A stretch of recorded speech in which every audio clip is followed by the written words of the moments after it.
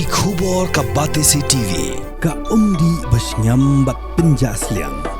Rupa Premium Meghalaya. Sophistication meets style. The stylish trendsetter Tata Curve SUV is in town.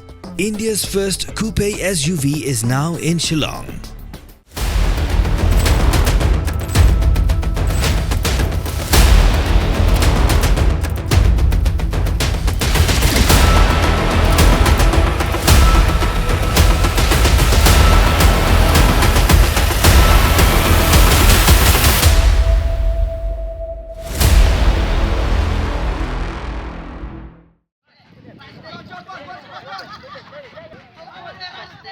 Meghalaya Blind Football Club kelayo rai kanam Lahduh hak lempung elekai football blind football tournament hadir mendigakan hun dengan jela Meghalaya kela job hak jenya kun persya yaga rang Dajit United Football Club dan riu lalai gol hak jenya kun final kebelalong Hamadan juga rang Dajit United FC Sports Development Society Football Ground hapin thor kra Shillong hak arpotrik unai wing arajar posau.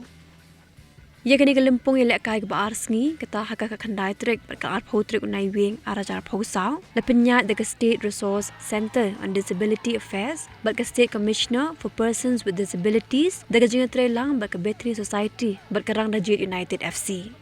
Kajing temu juga dengan tournament kelong ban pelila di kinong elak kai kebadan jengduna hakamen ban penpau ia kasab kepong kebakidan. Yaki kusnam segenong job lasam du Chief Secretary ke Sarkar Jela buat Donald P. Walang ubelalong ke Bukongsan.